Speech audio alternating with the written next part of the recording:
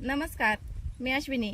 तर आज आपण फक्त रानातल्या किचनचा काळा मसाला घालून झणझणीत मटण सुक्का बनवणार आहोत। असा मटण सुक्का तुम्ही सुद्धा घरामध्ये बनवला तर खाणारे तुमचं कौतुकच करत राहतील आणि पुन्हा पुन्हा तुम्हाला बनवायला सांगतील। सोबत बाजरीची भाकरी, तोंडी लावायला कांदा लिंबू, वरून थोडीशी कोथिंबीर। दिसतोय का नाही लाजवाब? बनवायला अगदी सोपा आणि खायला जबरदस्त। चला तर मग उशीर न करता लगेच रेसिपीला सुरुवात करूया। 1 किलो मटण या ठिकाणी स्वच्छ 2 ते 3 पाण्याने धुवून घेतलेलं आहे। त्याचबरोबर हळद, धना पावडर, मीठ, थोडीशी कोथिंबीर टाकून आपल्याला मटण चांगलं मिक्स करून घ्यायचं आहे। तर सगळ्यात अगोदर आपण मटण शिजवून घेणार आहेत। तर चुलीवरती तापलेल्या हंडीमध्ये तेल घालून घ्यायचं। तेल अगदी आपल्याला कमी घालायचं आहे, कारण की आपल्या मसाल्यात तेल एकदम कमी लागतं। आणि आज आपण कोणताच मटण चिकन मसाला न वापरता फक्त आपल्या मसाल्यात मटण सुक्का बनवणार आहोत।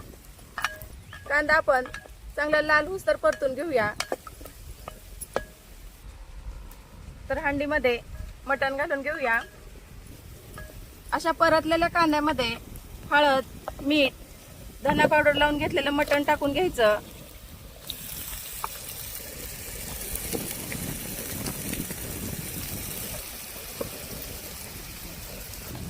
आणि छान असं परतून घ्यायचं। आजचा मटण सुक्का एकदम जबरदस्त होणार आहे, त्यामुळे कुठेही जाऊ नका, व्हिडिओवर शेवटपर्यंत राहा। कांद्यामध्ये मटण छान परतलंय तर झाकण ठेवायचंय आणि मटण शिजवण्यासाठी झाकणामध्ये पाणी गरम करायला ठेवायचंय आपल्याला।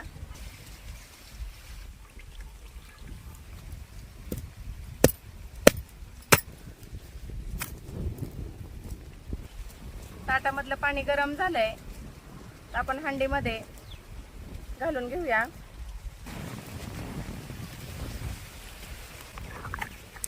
तर पाणी घातल्यानंतर ना मस्त मटण आपण एकदा हलवून घेऊ।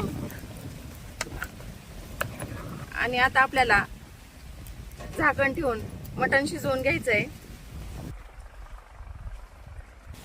मटण शिजायला थोडा वेळ लागतो, त्याच्यामुळे जाळ आपल्याला जास्त लावायचा आहे, जेणेकरून मटण आपलं पटकन शिजलं पाहिजे। चुलीवरती मटण शिजतंय तोपर्यंत आपण वाटण काढून घेऊया।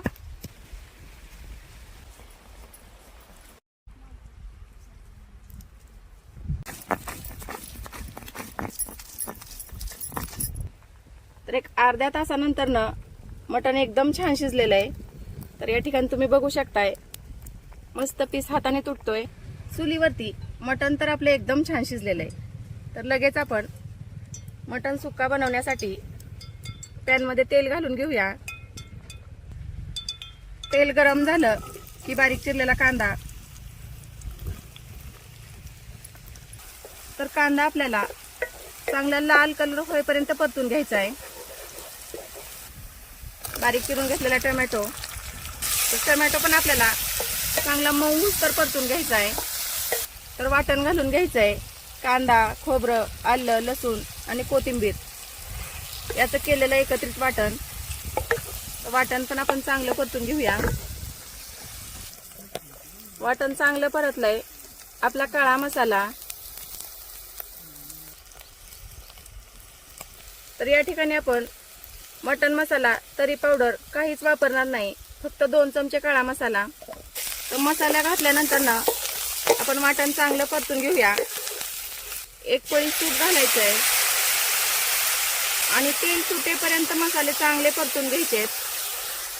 जिथं आपला काळा मसाला असतो त्या ठिकाणी मटन मसाला, चिकन मसाला, धना पावडर, तरी पावडर कशाचीच गरज पडत नाही। फक्त एका मसाल्यामध्ये झणझणीत मटन चिकन अप्रतिम होतं।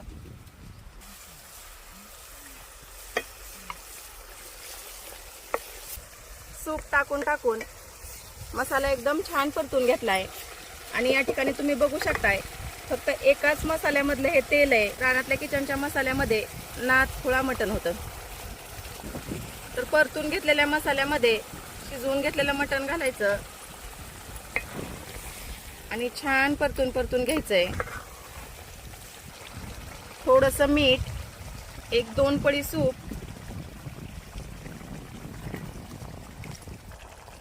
थोडीशी कोथिंबीर.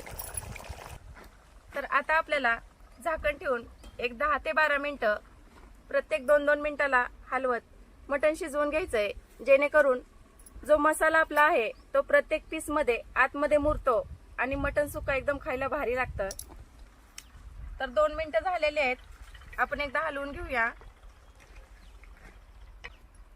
जेणेकरून आपला मसाला खाली लागणार नाही. तर असंच प्रत्येक 2-2 मिनिटाला आपण मस्त मटण हलवून घेऊया. एक 10 ते 12 मिनिटं दर 2-2 मिनिटाला परतून आपण मस्तपैकी मटण शिजवून घेतलेलं आहे. या ठिकाणी तुम्ही बघू शकताय मसाला आपला एकदम छान शिजलेला आहे आणि प्रत्येक पीस मध्ये जाऊन पोहोचलाय. एक 10 ते 12 मिनिटं झालेले आहेत आणि या ठिकाणी बघू शकताय मसाल्यामध्ये एकदम जबरदस्त असं मटण शिजलेलं आहे. आणि आपण झाकण ठेवलं होतं तरी सुद्धा फक्त एकाच मसाल्यामध्ये तेल किती छान सुटलंय. तर वरून थोडीशी कोथिंबीर आणि तयार झाला झणझणीत मटण सुक्का. फक्त ह्या एका मसाल्यामध्ये बनवलेला चमचमीत मटण सुक्का कसा झालाय हे कमेंट करून नक्की सांगा. आणि तुम्ही आणखीन रानातल्या किचनचे घरगुती व भेसळमुक्त मसाले मागवले नसतील तर नक्की एकदा वापरून पहा. संपूर्ण भारतात कुठेही तुम्हाला घरपोच मिळतील. धन्यवाद.